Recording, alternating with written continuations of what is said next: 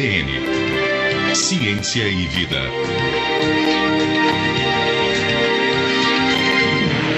Uma doença que interpreta o paciente como o próprio causador da doença, doenças inflamatórias que podem até afetar a vida social da pessoa, será que tem cura? Hoje o nosso tema aqui no Revista CBN, doenças autoimunes. E sobre esse assunto eu converso agora com o neurologista Cícero Galli Coimbra, que também é professor livre-docente do Departamento de Neurologia e Neurocirurgia da Universidade Federal de São Paulo.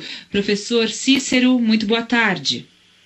Boa tarde, Pétria, meus cumprimentos aos seus ouvintes e muito obrigado por essa oportunidade de conversar a respeito de um tema que é de extrema importância para a saúde pública. De extrema importância, tanto que os ouvintes já estão mandando uma série de mensagens aqui para elucidar. Eu queria, para começar, o senhor que é um pesquisador, e a gente vai falar também enfim, pesquisas no sentido dos tratamentos ou cura, e é isso que a gente quer elucidar. Mas, para começar, o que são as doenças autoimunes, professor Cícero? São doenças em que o próprio sistema imunológico do indivíduo se volta contra ele, atacando diversos locais. Dependendo do local onde ele ataca, você tem uma ou outra doença autoimunitária. Por exemplo, se ele atacar uma substância, uma estrutura do sistema nervoso central chamada de bainha de mielina, você desenvolve esclerose múltipla. Se ele atacar as articulações, você desenvolve artrite reumatoide. Se ele atacar os vasos sanguíneos, ele desenvolve lúpus. Se ele atacar a pele, psoríase. Então, existem dezenas, na realidade, de doenças autoimunitárias. É difícil encontrar uma especialidade médica que não tenha 2, 3 ou 4 doenças autoimunitárias diferentes. Agora, é possível dizer que essas doenças têm sido mais diagnosticadas nos últimos anos ou que tem havido maior incidência delas na população? Tem, sem dúvida, ocorrido maior incidência na população. Tome-se como exemplo uma doença em que não existe possibilidade de passar sem o diagnóstico, como é o caso do diabetes do tipo 1, em que o sistema imunológico ataca o pâncreas, especificamente as células produtoras de insulina no pâncreas. A ocorrência dessas doenças tem se elevado em 6% ao ano na Europa. É um número altíssimo. Oi? É um número alto. Muito, porque a cada ano a população europeia é uma população relativamente estável. E a cada ano, 6% a mais das crianças europeias, 6% a mais do total de crianças portadoras de diabetes do tipo 1 se eleva a cada ano. Agora, sem dúvida alguma tem ocorrido uma maior incidência, está se elevando o percentual de pessoas na população geral que é afetada por elas. Agora, existe alguma causa para essas doenças? Assim, isso já conseguiu ser descoberto pela ciência? Isso são opiniões controversas em relação a isso. A minha opinião particular e a diversas outras pesquisadores que trabalham com essas doenças, indicam que a causa dessa doença está muito bem conhecida. Na realidade, talvez seja um conjunto de 3 fatores atuando juntos no mesmo indivíduo. Que são? O principal de todos é a redução da produção pela pele de uma substância que, ao ser descoberta em 1918, foi erradamente chamada de vitamina D, D de dado. Hoje se sabe que essa substância ela é, na realidade, um hormônio. E nos últimos 2 anos se descobriu que esse hormônio ele não tem apenas a função tradicionalmente conhecida na época em que foi descoberto, de favorecer a absorção de cálcio ao nível do intestino, mas ele também tem diversas outras funções em todas as células do nosso organismo. A estimativa de pesquisas feitas em 2010 indicam que 229 funções, ou se você preferir, genes, são controlados por esse hormônio esteroide, a vitamina D. E hoje em dia existe um rosário crescente de doenças que vêm sendo associadas, ou seja, ou provocadas ou facilitadas pela ocorrência dessa deficiência. Da vitamina D. Da vitamina D. Que é aquela vitamina do sol? Exatamente. A pele produz a vitamina D, tal como uma glândula endócrina o faria, e só produz essa vitamina D sob condições de exposição solar. Você tem que ter uma extensão de pele suficientemente grande para produzir quantidades adequadas e se expor ao sol no horário correto. Isso é muito importante. Que se você tivesse, por exemplo, cerca de, vamos dizer, a pele das pernas e dos braços expostos ao sol num período de cerca de meia hora, você produziria, sendo uma pessoa jovem, de pele clara, você produziria cerca de 10 mil unidades internacionais de vitamina D. Uhum. Isso é uma quantidade que muitos médicos consideram tóxica, mas isso está fora, essa consideração como sendo tóxica dessa quantidade está fora do conhecimento científico atual. Uhum. Infelizmente, a dose diária recomendada segue sendo uma dose minúscula, uma dose insuficiente e irrisória, incapaz de tirar qualquer pessoa de um estado de deficiência. Uhum. Ainda hoje se preconiza isso, que houve uma elevação dessa dose diária recomendada nos últimos 2 anos,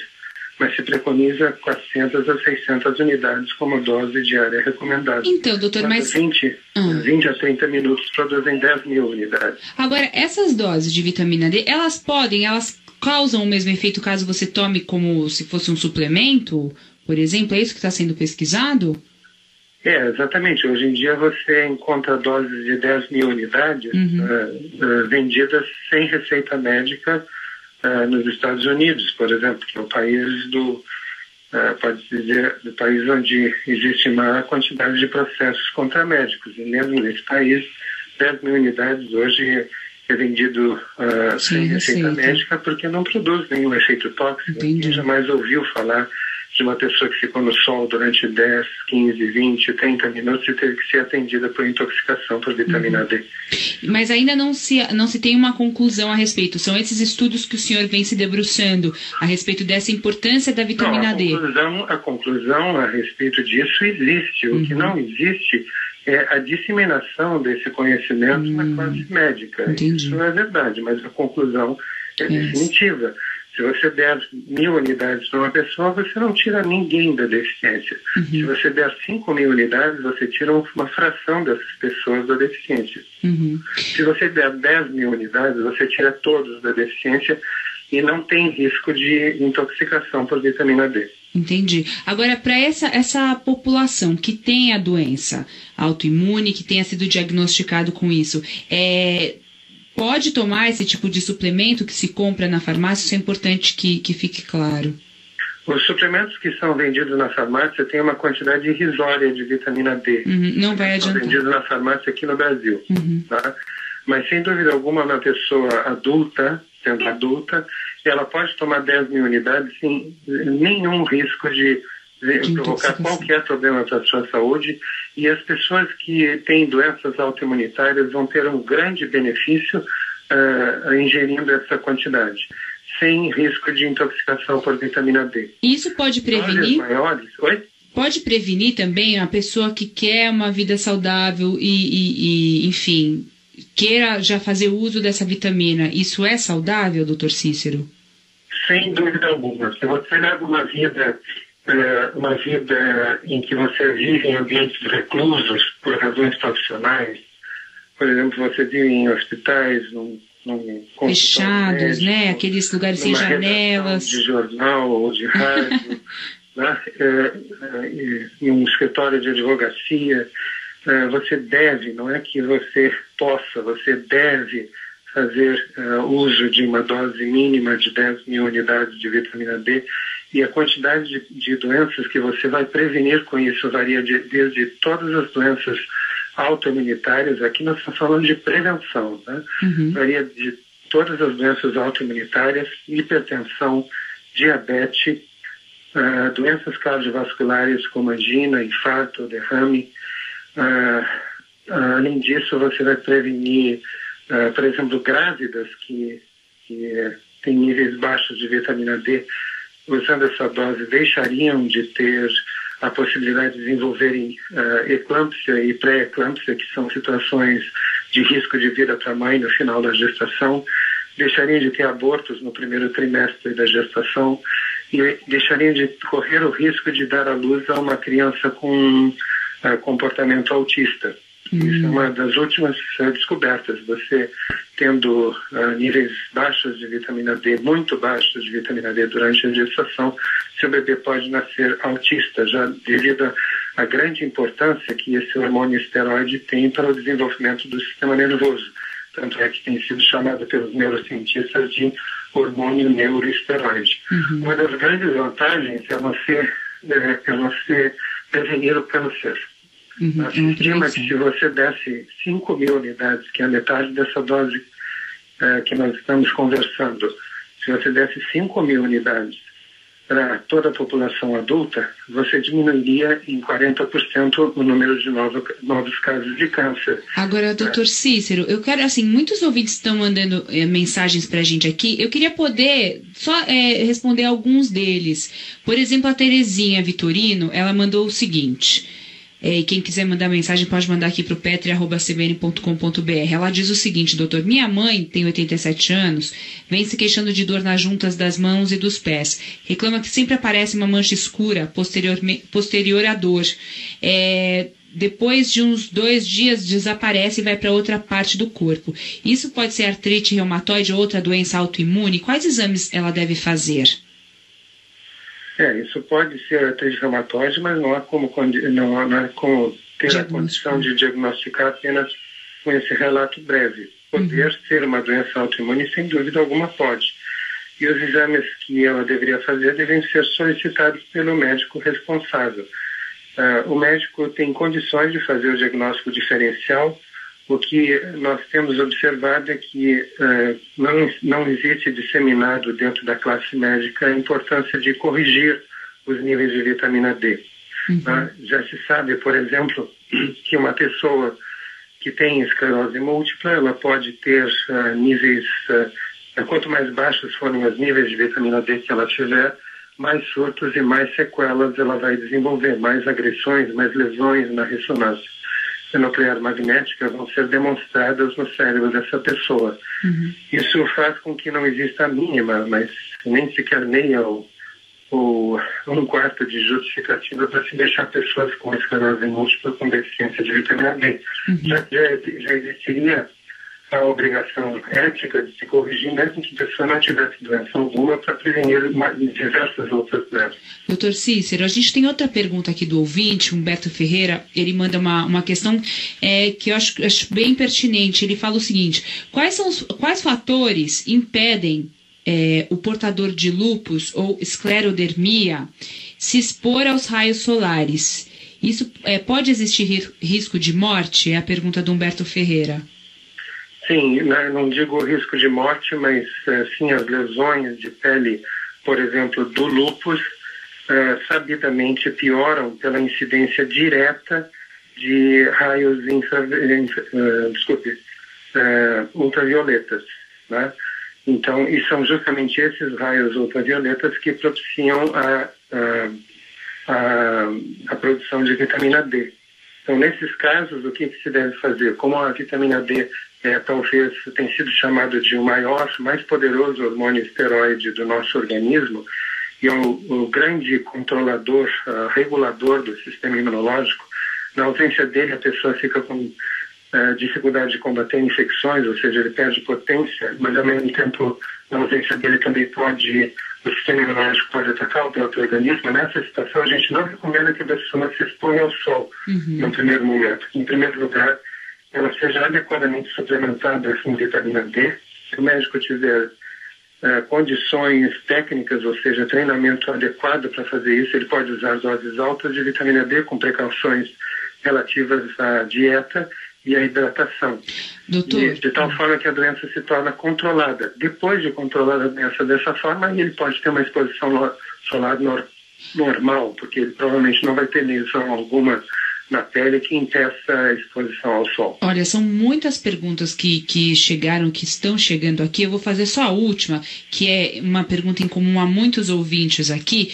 O uso da vitamina D também atua no caso da tireoidite de Hashimoto. E aí os ouvintes perguntam de novo qual a dosagem saudável para se tomar de vitamina D no intuito de prevenção e também, enfim, tratamento. A tireoidite de Hashimoto é uma doença em que o sistema imunológico agride a tireoide, provocando uma inflamação na tireoide e diminuindo a produção de hormônios tireoideus. Normalmente, a conduta médica tradicional é permitir que o sistema imunológico ataque livremente a glândula tireoide e, à medida que ela vai reduzindo a sua produção de hormônios, o médico endocrinologista repõe esses hormônios conforme a necessidade. Ele sabe que se ele der imunossupressor, ele vai piorar, em termos gerais, ele vai acabar piorando mais a condição geral do paciente. Então, ele não tenta impedir o sistema imunológico de atacar o organismo, mas acaba apenas repondo os hormônios que não estão sendo produzidos. A conduta, no nosso entender, correta é tratar essas pessoas com altas doses de vitamina D, com as precauções de dieta e hidratação que eu mencionei, de tal forma que você permite que a glândula volte a produzir os seus próprios hormônios e você não obrigue o paciente a ficar a vida inteira repondo hormônios da tireoide. Eu gostaria de só, se você me permitir, fazer uma última afirmação, eu acho que é de extrema importância, e serve talvez como fechamento, que é a questão do seguinte problema. A deficiência da vitamina D, hoje em dia, afeta 77% da população paulistana no inverno e afeta 39% dessa mesma população no verão. No início de abril, se verificou nos Estados Unidos que apenas 0,9% da população estariam com níveis que seriam chamados de um pouco acima do limite mínimo normal estabelecido pela Sociedade de Endocrinologia, o que caracteriza isso como uma pandemia mundial. Então, nós temos um grande número de pessoas afetadas por essa deficiência, um grande número de doenças associadas, ou seja, provocadas ou facilitadas por ela. E o terceiro fator que acaba transformando isso numa tragédia de saúde pública é o fato de que a classe médica se mantém alheia a esses novos conhecimentos. Poderia ser muito mais efetivo o tratamento de diversas doenças e, sem dúvida, a prevenção nem se fala. A prevenção seria de grande eficiência se houvesse essa preocupação disseminada em toda a classe médica. Então, eu vou fazer só mais uma pergunta para o senhor, porque foi uma pergunta aqui, acho que é importante, uma pergunta do ouvinte, que ele fala o seguinte: o senhor Antônio, ele tem psoríase e indicaram a ele procurar um centro de infusão biológico, mas ele está com dificuldade de encontrar. O senhor sabe se tem algum centro desse na rede pública no país? Olha, na realidade, a solução da psoríase é de extrema simplicidade. É uma das doenças que mais responde a doses elevadas de vitamina D com as precauções recomendadas. Esses medicamentos biológicos são anticorpos produzidos por outros animais, em geral roedores, que são injetados por via, em geral, intravenosa ou intramuscular no indivíduo. Eles trazem risco de vida. Eles não são medicações inócuas.